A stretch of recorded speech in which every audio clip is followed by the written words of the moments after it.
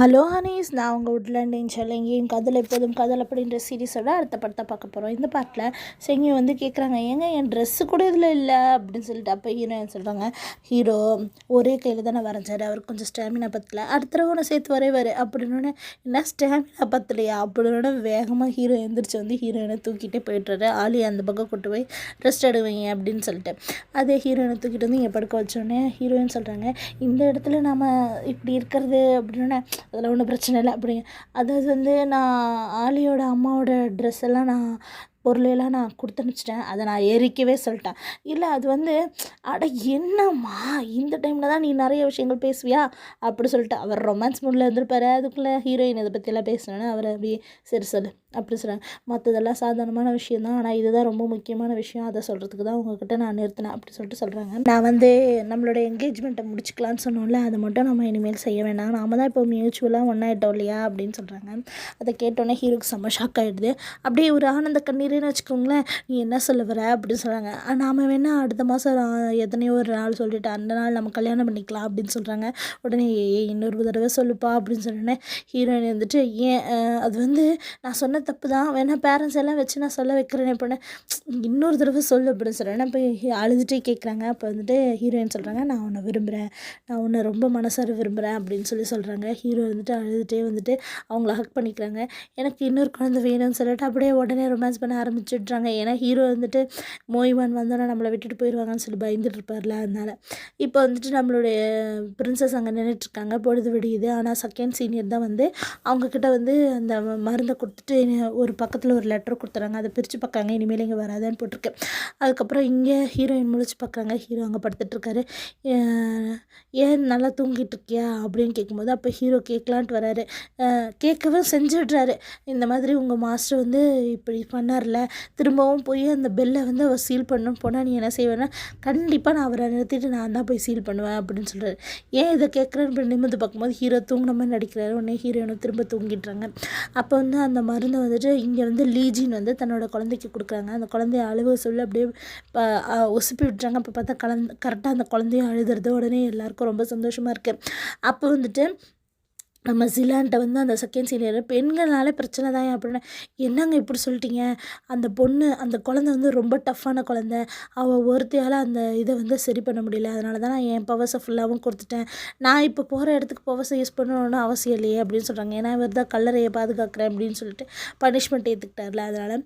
அதே வந்து நம்ம ஹீரோயின் வந்து முழிச்சு பார்க்குறாங்க. ஹீரோ அங்கே இல்லை. திரும்பி பார்த்தா அவங்க பார்த்து சிரிக்கிறாங்க. ஏமா சிரிக்கிற அப்படின்னா, நீ பார்க்குறதுக்கு ரொம்ப அழகாக இருக்க அப்படின்னு சொல்கிறாங்க. அப்புறம் வந்து சிரிக்கிறாங்க. உன்னையும் மாஸ்டரையும் பார்க்குறதுக்கு ஒரே மாதிரி இருக்குன்னு எல்லாரும் சொல்கிறாங்க. ஆனால் அப்படி கிடையாது, எங்கள் மாஸ்டரோட கண்ணை விட உன் கண்ணு நல்லா பிளாக்காக இருக்குது, நீ எங்கள் மாஸ்டரோட இன்னும் அதிகமான காமாக இருக்க, தீஜுனுக்கு இருக்கிற ஸ்டோன் ஃபேஸை விட நீ இன்னும் ஸ்டோன் ஃபேஸாக இருக்கியே அப்படின்னு சொல்லிட்டு அவங்கள கிண்டல் பண்ணி சிரிக்கிறாங்க. ஹீரோவும் சிரிக்கிறாரு. அப்படி சிரிக்கும் போது ஹீரோ என்ன சொல்கிறாருன்னா, சரி நீ கொஞ்சம் நேரம் தூங்கி ரெஸ்ட் எடுமா அப்படின்னு சொல்கிறாரு. இல்லை எனக்கு தாகமாக இருக்குது, டீ வேணும் அப்படின்னு சொல்லி கேட்குறாங்க. அவங்களும் எடுத்து வந்து தராங்க. அதில் வந்து ஹீரோயின் கொண்டு வந்து மருந்தையும் அதில் போட்டுடுறாங்க. ஹீரோ வெளியே வந்தோன்னா அவங்களோட அசிஸ்டன்ட் சொல்கிறாங்க, இன்னும் கொஞ்சம் நாளில் அந்த டீமன் லார்டு எழுந்துருவான் போல் அப்படின்னு சொல்லும்போது, சரி இதை வேறு யார்ட்டையும் சொல்லக்கூடாது, நீ எங்களை மட்டும் தான் வந்து சொல்லணும் அப்படின்னு சொல்கிறாங்க. அதே வந்துட்டு அந்த வேலைக்கார பொண்ணு ஹீரோயின் செஞ்சதை பார்த்துட்டு சூஜின்கிட்டையும் அவங்க அம்மாக்கிட்டையும் வந்து கம்ப்ளைண்ட் பண்ணுறாங்க. சூஜின்கிட்ட வந்து சொன்னோன்னா சூஜின் அவங்க அம்மாட்ட வந்து சொல்லிடுது, இந்த மாதிரி மருந்து ஏதோ வைக்கிறாங்க, நான் கூட இதை என்னமோ நினச்சேன், நீங்களே யோசிச்சு பாருங்க, அவங்க அங்கே போயிட்டு வந்தானே ஒரு மாதிரி நடந்துக்கிறாங்க, இதில் ஏதோ இருக்குது, அந்த பொண்ணு வேணும்னே மருந்து கலக்குது அப்படின்னு. அவங்க சொல்கிறாங்க, இல்லை அவள் தானே அவளை கல்யாணம் பண்ணிக்க போகிறா, அவள் எதுக்கு அதில் கலக்கணும், நம்ம எதுக்கும் போய் பார்க்கலாம் வாங்க அப்படின்னு சொல்லிட்டு ஏதோ பிரச்சனையை உண்டு பண்ணோன்னே சூஜன் அப்படி பண்ணுறாங்க.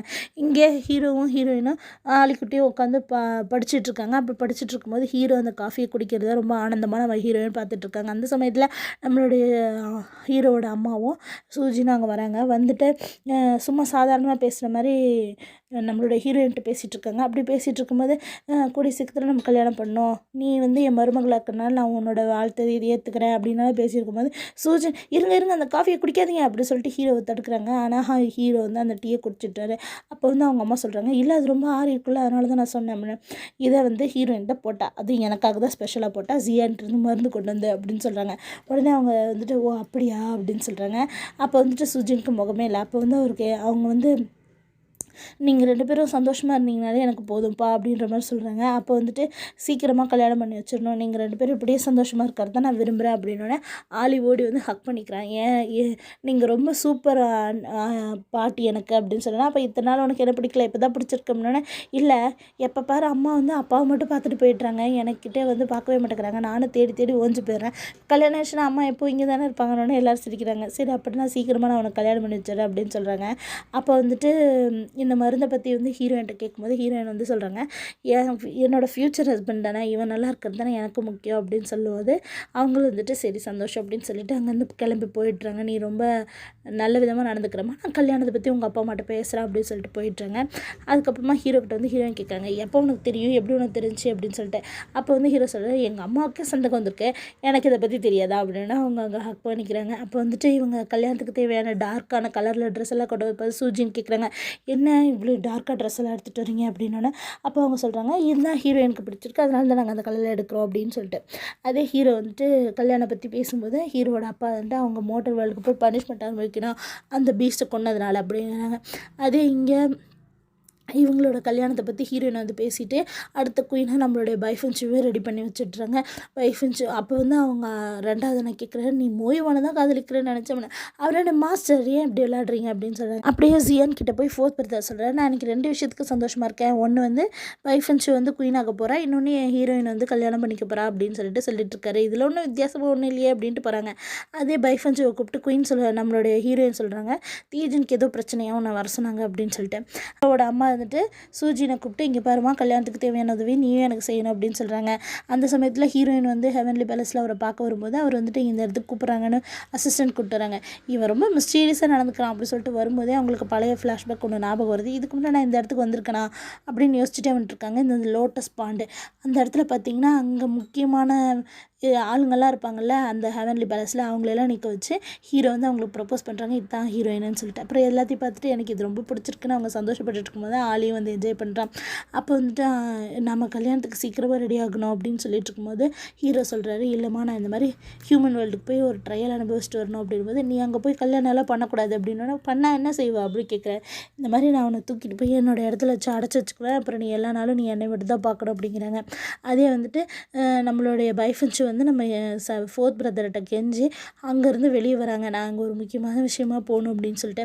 அதே இவங்க போய் சரி நம்ம இதுலேருந்து தப்பிக்கிறதுக்கு ஜியானோடவே போயிடணும் அப்படின்னு 4th பிரதர் போகிறாரு. ஜியான் போய் நம்மளோட மோய்வான் இருந்த பிரின்ஸ் இருக்கார்ல அவரை போய் பார்க்குறாங்க. அப்போது மோய்வான் எழுந்திரிச்சிட்டாருன்னு சொல்கிறாங்க. உடனே நம்மளோட ஃபஸ்ட் சீனியர் நான் குள்ளனுக்கு கிளம்புறேன்னு சந்தோஷமாக கிளம்பி போகிறத பார்த்துட்டு இவங்க 2 பேரும் ஆச்சரியமாக்குறாங்க. அதே சமயத்தில் ஹீரோயின் வந்து ஹீரோ கிட்ட அந்த சோல் ஜேடை கொடுக்குறாங்க, அதை அவர் வாங்கி வச்சுக்கிறாரு. குள்ளனில் எல்லாம் ரெடியாக இருக்கும்போது பெல் அடிக்குது. அந்த சமயத்தில் தீஜனும் கிங்கும் பார்த்துட்டு மோய்வான் எழுந்திரிச்சிட்டாங்கன்னு சொல்லி ரொம்ப சந்தோஷப்படுறாங்க. இவங்களும் வந்துட்டு மோய்வானை எழுந்திரிச்சதை வந்து நம்ம போய் பார்க்கணும், சீக்கிரம் வாங்கன்னு கூட்டிகிட்டு போகிறாங்க. அப்போ வந்து நம்மளுடைய ஹீரோக்கு ஹியூமன் வேர்ல்டுக்கு அனுப்புறது போது இவங்க வந்து ஹீரோ எந்திரிச்சிட்டதை பார்க்குறதுக்காக ஹீரோயினும் ஜியானும் நம்மளுடைய 4th பிரதரும் வராங்க. அந்த சமயத்தில் இவங்க அவங்களுடைய இதை வந்து சீனாக மாறும்போது, இல்லை நீ அந்த மாதிரி பண்ணாத, அவருக்கு ஏற்கனவே தெரிஞ்சிருக்கும் அப்படின்னு சொல்லி பேசிகிட்டு இருக்காங்க. அதே மாதிரி இவங்க வரும்போதெல்லாம் உள்ளே வரும்போதே நான் 70 வருஷமாக இதை தான் பார்த்துட்ருக்கேன், என் வாழ்க்கையில் பாதி வருஷங்களே நான் உங்களுக்காக தான் காத்துட்ருந்தேன்னு சொல்லிட்டு அங்கே குள்ளனில் நடந்த ஒவ்வொரு விஷயங்களும் நினச்சி பார்க்குறாங்க. இவர் ஃபஸ்ட்டு உள்ளே வரும்போது அவங்க வந்து சீன்னு சொல்லிட்டு பேர் வச்சது, அதுக்கப்புறம் இவங்கெல்லாம் வந்து அந்த ட்ரையல்லாம் அனுபவிச்சது, இவருக்காக அவர் என்னென்னலாம் செஞ்சார் அப்படின்னு நினச்சி பார்த்துட்டு உள்ளே வந்து பார்த்துட்டு மாஸ்டர் ஹக் பண்ணிவிட்டு அழுகுறாங்க. கடைசியில் நீங்கள் வந்துட்டீங்க அப்படின்ட்டு 70,000 வருஷம் ஆச்சு உன்னை இவ தான் பார்த்துக்கிட்டா அப்படின்னு சொல்லிட்டு ஜியான்னு சொல்கிறாங்க. இங்கே குளிர்து வா வெளியே போய் பேசலான்னு கூப்பிட்டு வந்துடுறாங்க. அதே சமயத்தில் இங்கே மாஸ்டர் எழுந்தோடனே நம்மளுடைய டீமன் கோஸ்ட்லாட காட்டுறாங்க. அவர் வந்துட்டு நீ எழுந்திரிச்சிட்டியா, உன்னோட சோல் இல்லாமல் என் பெல்லை எத்தனை நாளைக்கு நீ மூடி வைக்க முடியும் அப்படின்னு சொல்லிட்டு அவருக்கு அந்த பவர் கிடைக்கிது போல். அதே சமயத்தில் இங்கே வந்து சரி நான் அந்த லோட்டஸ் வச்சிருந்தேனே அந்த பையன் எந்திரிச்சிட்டானா அப்படின்னு சொல்லிட்டு மாஸ்டர் கேட்குறாரு. உடனே ஜியான் வந்துட்டு நம்மளுடைய ஹீரோயினை பார்க்குறாங்க. ஹீரோயின் அப்படியே வெக்கப்பட்டு கீழே குமிச்சுக்கிட்டு, என்ன பயப்படுறியா, சே பரவாயில்லையே அப்படிங்கிறாரு. உடனே வந்துட்டு சொல்லு அப்படின்னா பிரபு சொல்கிறாங்க, இந்த மாதிரி நீங்கள் சொல்கிற ஆள் தான் என்ன க்ரௌன் பிரின்ஸாக இருக்காங்க, அவங்க தான் என்னோடய ஃபியான்சி அப்படின்னு. அவ்வளோதான் நம்ம மாஸ்டர் முகமே மாறிடுது. நான் நினைக்கிறேன் மாஸ்டரும் நம்மளோட ஹீரோயினை லவ் பண்ணியிருப்பார் போல். அப்போ வந்துட்டு என்னது அப்போ வந்து மாஸ்டர்கிட்ட இப்படி சொன்னோன்னே, என்னது என்னோடய ட்வின் பிரதர் உன்னை வந்து கூட இருந்து பார்த்துக்கிறானா அப்படின்னு சொல்லிட்டு, என்ன உங்களோட ட்வின் பிரதரா, இதை பற்றி நீ என்கிட்ட சொல்லவே இல்லையே அப்படின்னு கேட்குறாங்க. அப்போ வந்து அங்கே வந்து என்ன நடந்திருக்குன்னா, அவங்க வந்து இவங்களுக்கு 2 குழந்தைங்க பிறந்திருப்பாங்க. அவன் கொஞ்சம் கொஞ்சம் ஸ்ட்ரென்த் இல்லாமல் இருந்திருப்பாங்க. அதனால் அவனை லோட்டஸாக வச்சு பார்த்துட்டு இருந்திருப்பாங்க. அந்த ஒரு போரில் அவங்களுக்கு ரொம்ப அடிபட்டதுனால அவங்கள வந்து ஹீரோக்கிட்டே நம்மளுடைய மாஸ்டர்கிட்ட கொடுத்து வளர்த்த சொல்லிப்பாங்க. அந்த லோட்டஸ் பாண்டில் வச்சு அதை தான் அவங்க சொல்லிட்டுருக்காங்க. அப்படி சொன்னோடனே ஹீரோயினுக்கு வந்து நானே நினச்சேன், உங்களுக்கும் அவங்களுக்கும் நிறையா சிமிலாரிட்டி இருக்குது, எல்லோரும் கூட அதை தான் சொல்கிறாங்க. கடைசியில் அவங்க 2 பேருக்கு இப்படி ஒரு ரிலேஷன்ஷிப் இருக்குன்னு எனக்கு தெரியாமல் போயிடுச்சு அப்படிங்கிறாங்க. நம்ம ஹீரோயின் வந்தோடனே நம்மளுடைய பைஃப்ரெண்ட்ஸுக்கிட்ட நம்மளுடைய செங்கி வந்து இந்த மாதிரி டெஸ்டினியில் நம்மளுடைய தீஜனோட டெஸ்டினியில் ஏதோ பிரச்சனை இருக்குது அப்படின்னு சொல்லிடுறாங்க. அவர் வேகமாக ஓடி வந்து தீஜனை தேடிட்டுருக்காங்க. தீஜனை காணும். அப்புறம் பார்த்தா ஒரு லோட்டஸ் பாண்டில் நின்றுட்டுருக்காரு. இவங்க வேகமாக போய் ஹக் பண்ணிக்கிறாங்க. ஹக் பண்ணிவிட்டு உங்களுக்கு என்ன நடந்தாலும் சரி, நீங்கள் இருந்தீங்கன்னா நானும் வாழ்வேன், நீங்கள் இல்லைன்னா நானும் இறந்துருவேன் அப்படின்னா, என்ன லூஸ் மாதிரி வளரிட்டுருக்க அப்படின்னு சொல்கிறாங்க. ஆனால் பைஃப்ரெண்ட்ஸ் வந்து ஹக் பண்ணிட்டு இருந்திருப்பாங்க. நீ அங்கே இருக்க குயினு, இங்கே வந்து இத்தனை பேர் முன்னாடி என்ன ஹக் பண்ணிட்டு இருக்க, கொஞ்சம் கூட உனக்கு அறிவே இல்லையா அப்படின்னு சொன்னேன். இல்லை, நானும் உங்கள் கூட ஒரு ஹியூமன் வேர்ல்டில் மனைவியாக தானே இருந்தேன், அதனால் எனக்கெல்லாம் ஒன்றும் இல்லை அப்படின்னு சொல்கிறாங்க. உடனே சரி இப்போ உனக்கு என்ன தான் பிரச்சனை அப்படின்னா, உங்களுக்கு தான் இந்த மாதிரி டெஸ்டினியில் பிரச்சனையாமே, அதனால தான் அப்படின்னா, உனக்கு எவனி சொன்னால் எனக்கு டெஸ்டினியில் பிரச்சனைன்னு, அப்படியெல்லாம் ஒன்றும் இல்லை அப்படின்னு, உண்மையாலுமே வா அப்படின்னு கேட்கறதோட இந்த பாட்டு முடியுது. அடுத்தடுத்த பாட்டை பார்க்கறதுக்கு என் சேனல் சப்ஸ்கிரைப் பண்ணுங்கள். தேங்க்யூ.